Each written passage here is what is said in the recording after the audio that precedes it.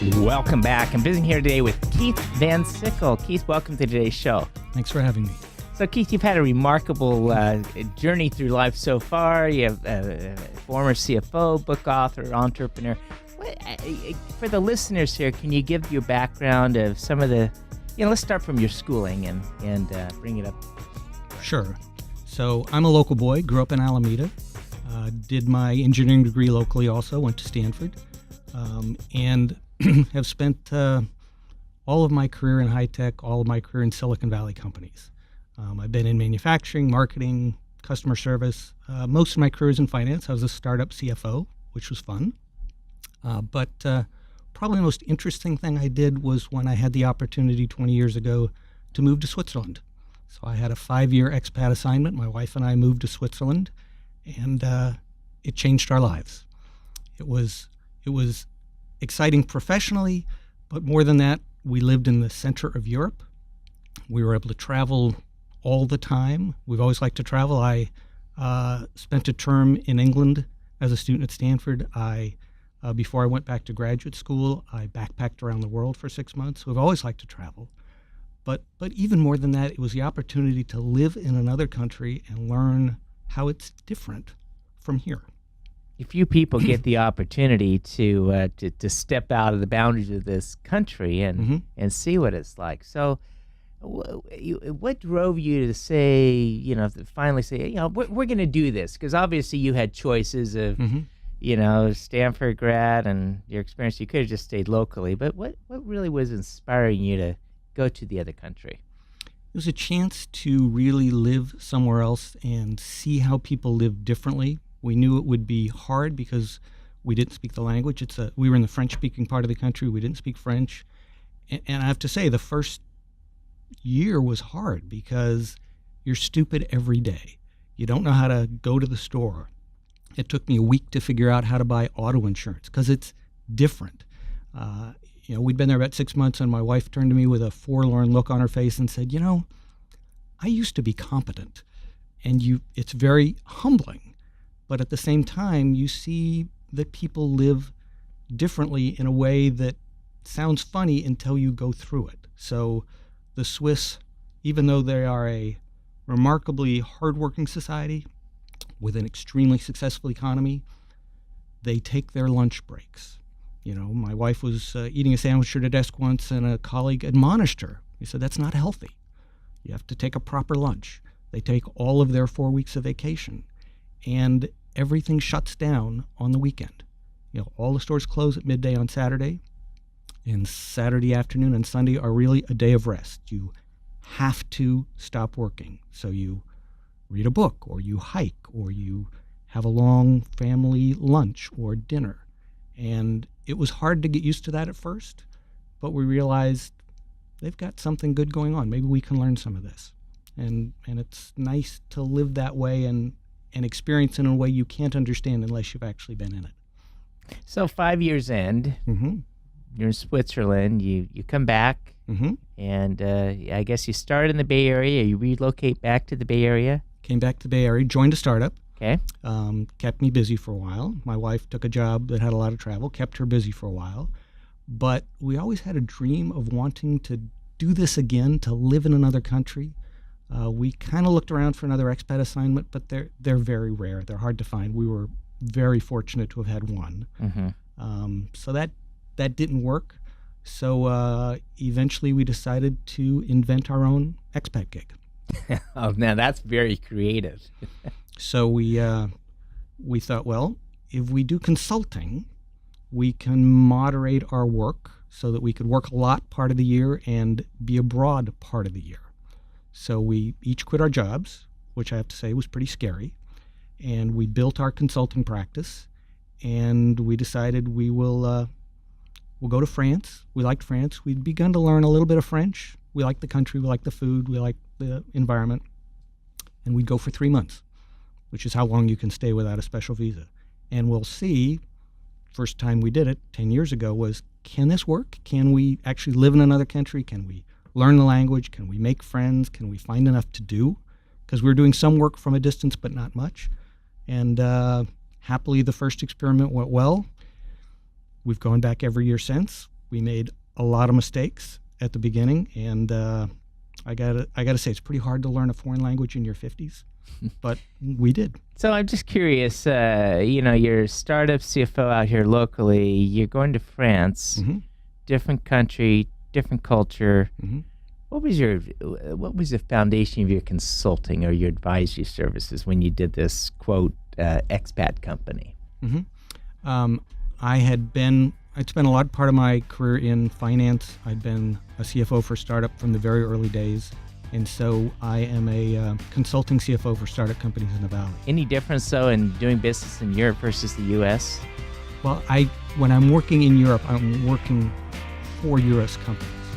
Was that your question, or was it regarding my Swiss? That's good. Okay, so basically you're a advisor to U.S. companies on site in France. Okay. Yeah. Hey, Keith, I need to take a quick break. I'm visiting here today with Keith von Sickle, and we'll be right back after these messages.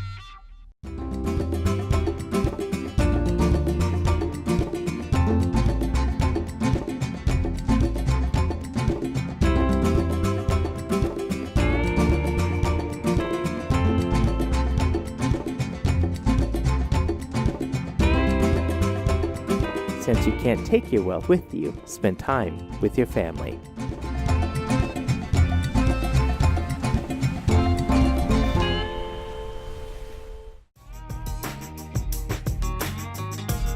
Welcome back. I'm visiting here today with Keith von Sickle, and Keith's been a former CFO for startup companies. A lot of good experience.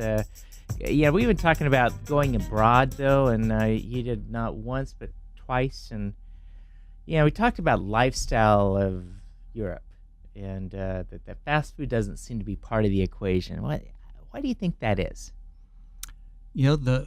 France in particular, they appreciate the small things in life. You can spend a remarkable amount of time with French people talking about food and wine and how you prepared the fish and where did you get your vegetables. And it's not just the food, but a meal is the center of family life. It is the center of life with friends. So it's not just the food, but it's spending time at the table.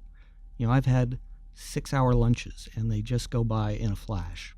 Not because it's the food, but because it's how you are part of a community, how you're part of a family, how you share experiences together. It's really it's a beautiful thing what they do. In France in particular, work is not the be-all and end-all. Though I'll admit the French maybe could work a little bit harder. Their economy might be a little bit better, but work isn't the only thing. And food is one of the things that they spend time on because it's a way to bring people together, I think.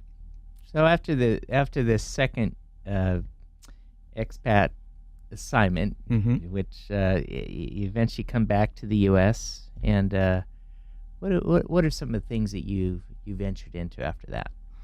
Well, so I continue to go back to France every year. Okay. So it's a 3-month in France, 9-month in California life.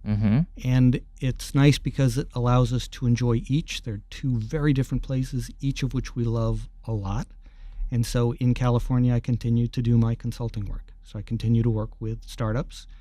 Every few years, the companies, my clients turn over because either they've grown to the point where they need somebody full-time. I help them hire a full-time CFO, and they continue on with their success, or being the Silicon Valley, they die. Others go away, and so my client base tends to turn over every few years for one reason or the other. I'm just curious, a company coming to you saying, hey, we need a CFO. What size do you typically work with, the company? Are they very early seed stage? Are they Series A? Is there a point where you say, hey, I don't want to get that deep into this growth? Or they're usually at the point, so they're usually an A or later stage. Okay. So they're big enough that they need CFO kind of help, but they're not so big that they need it full time. Okay. So I'll work on, business planning or board prep or fundraising or working with lines of credit with financial institutions, etc. And that might be a quarter time. Eventually, as they get bigger, they need more of that kind of help, to the point where they need somebody full-time. So if they're really small, there's not much to do. It's 6 engineers and a cat, and they're inventing their little product. When they get bigger, they need somebody who can give them enough time that they should go with somebody full time. Okay. So what advice would you have for somebody wanting to live abroad? Boy, if they want to live abroad full time, you need a reason to be there to get a visa, so it probably means a job. If it's somebody who's retired and wants to move abroad, you can still get visas. It's different. My own advice is to either go to an English-speaking country or learn the language. There are a lot of people where we are in Provence who are, for example, British expats or American expats who never learn the language and just hang around with each other. And that can be a pleasant life. It's a nice part of the world. The food is good. The weather is nice. But I think you miss a lot if you don't speak enough of the language to meet people, understand where you're living, appreciate what's going on, read the newspaper, watch television. When we were in Switzerland, we never really learned the language, and so that was a missed opportunity. We only met people who spoke English. We never really got under the covers of Swiss society. And in France, we feel like we have a much deeper appreciation for the country and how different it is and how people are different than we would if we only spoke with other English speakers. So the language is hard, but it's fundamental. Thank you. I'm visiting here today with Keith Van Sickle. He's an early startup CFO, consultant, and also he's a book author. So I need to take a quick break, Keith, and right after these messages, I want to get into the new book that you recently released. We'll be right back after these messages. I love fishing, with my family. I think it would be easier to use a net. It was so much fun. The times when we are together, it makes it all the more worth it. Having Dad teach them how to cast a fly rod, and as long as we're doing stuff together, we're having fun. Some people see a father and a son fishing together, while others see a succession plan. Welcome back. I'm visiting here today with Keith Van Sickle. Keith's a former CFO, consultant, and also he's a book author. And recently, Keith, you released a book called One Sip at a Time: Learning to Live in Provence. And I want to spend some time in this segment talking about inspiration behind this book. Yeah, first of all, the title, One Sip at a Time, very catchy. Thank you. So, the background of the book. Because we go abroad every year, and because friends and family, when we're gone, will say, "Hey, what are you doing?" I eventually got tired of writing emails telling everybody what we're doing and started a travel blog. So every year I do a travel blog and I talk about what we're doing with an emphasis on funny stories. Here's something silly we did that, if you have the right attitude, it becomes a funny story. Here's observations on life in France. So light, fun stories that my friends and family have enjoyed. And from time to time, one would say, "You should turn this into a book." And of course, my response was, "I'm not going to quit my day job. Thank you for the compliment, but it's just a blog." But I eventually decided, well, let me check. I've got a friend who's a well-known author. We go back to college days. And I said, "Look, George, what do you think of this blog? Is there any material there to create a book?" And he surprised me by saying, "Yeah, I think there is." It would be a light, fun book that would put a smile on your face, and there's a place in the world for books like that. But two caveats. You're an unknown author, and you're not going to find a publishing house that's going to give you a book contract. You're going to do this on your own. You're going to be self-published. And two, the average self-published book sells 250 copies. So if you go in with that attitude and you understand that's the deal, then you should do it. I think it'd be a fun project, and I'll advise you from time to time if you need help. So I spent the next year taking these stories and wrapping them into a book and finding a book cover designer and figuring out how to publish on CreateSpace, which is Amazon's platform, and the book came out 6 months ago. And I've since done a lot of time marketing the book because most authors don't want to market their book, but guess what? There's 75,000 new books a year, and how are they going to find yours?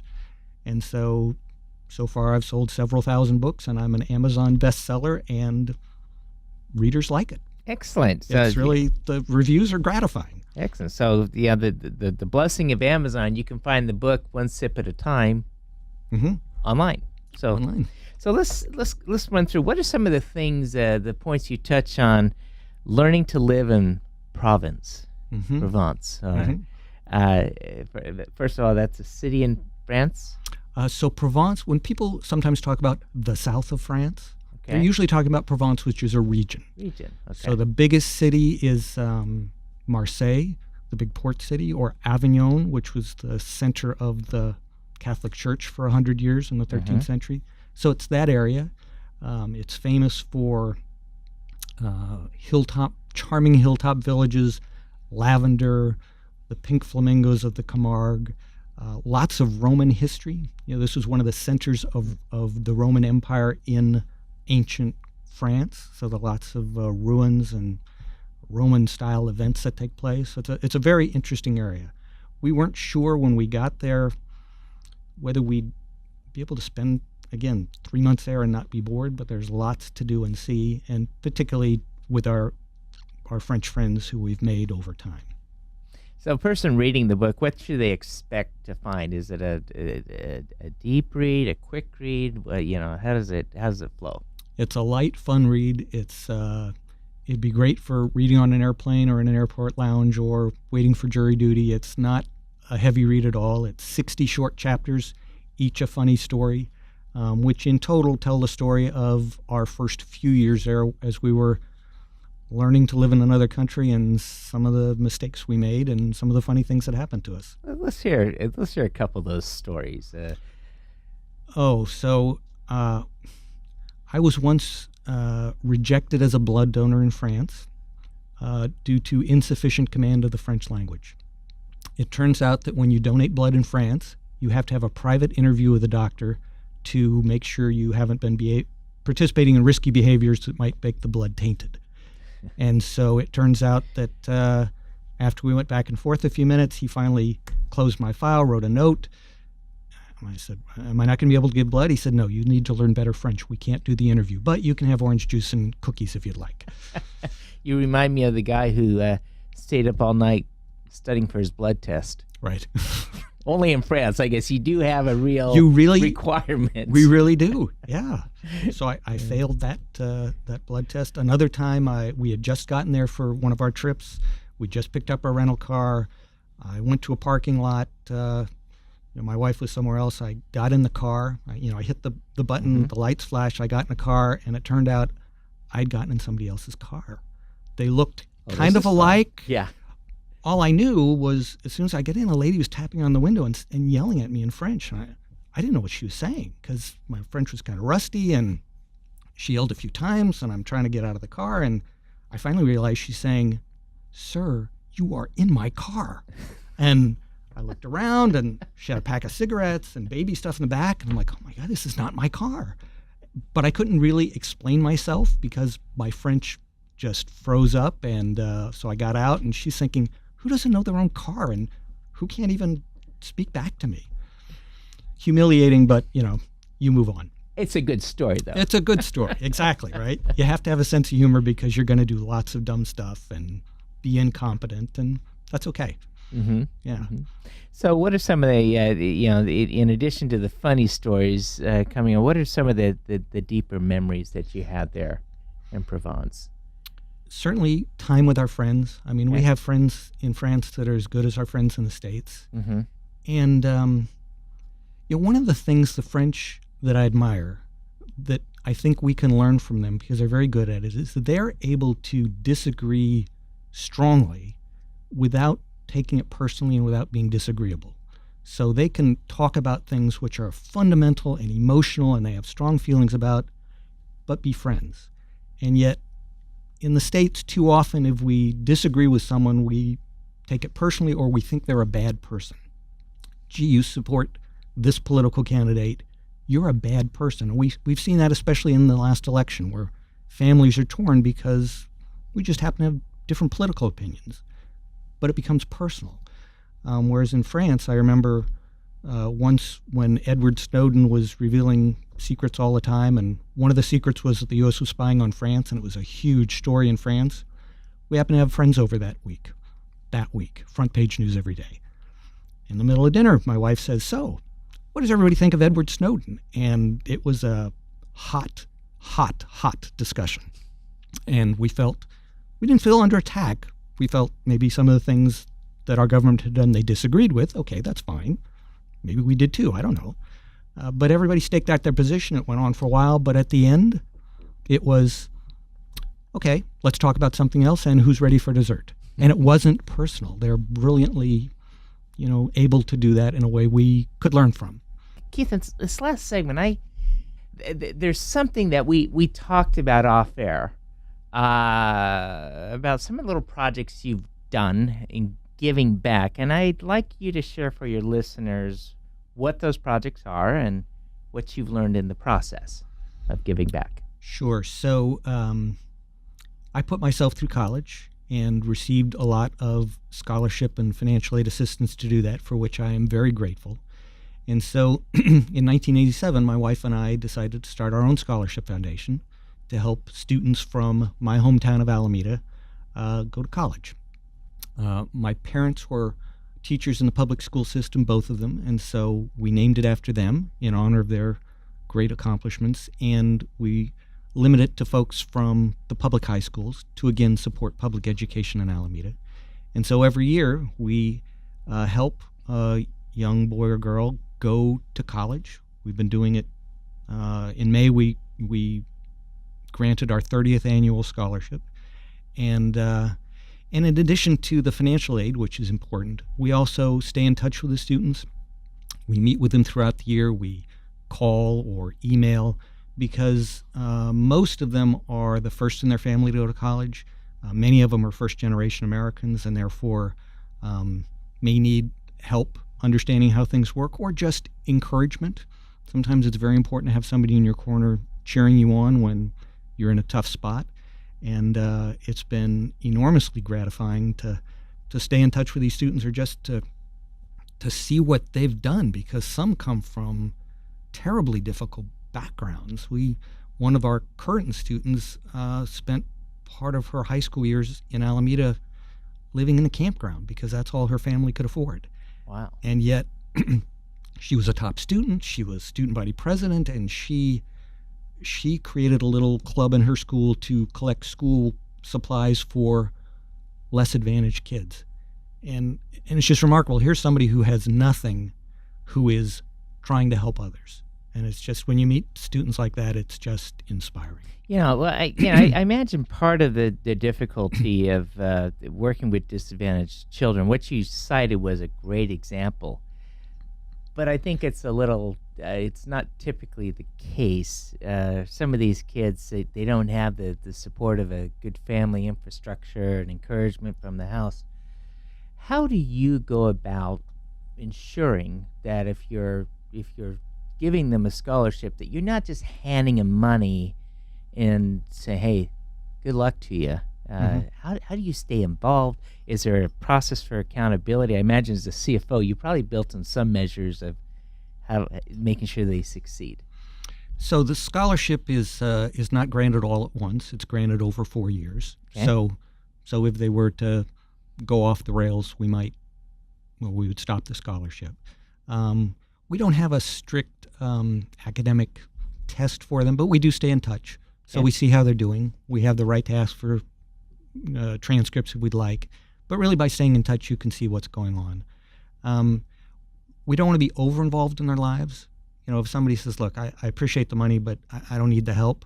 I'll talk to you once a year, but I don't need any more than that. We respect that as well, because some of the students are more self-sufficient than others. Yeah. And I don't think any of them really need us, but we think in some cases we have helped. In fact, we had one young lady, one of our early scholarship winners, who was a single mom who was going to college and working and raising a child, and we really tried to buck her up as best we could when we met with her. But after a couple of years, she met a nice young man, got married, dropped out of school, and moved away.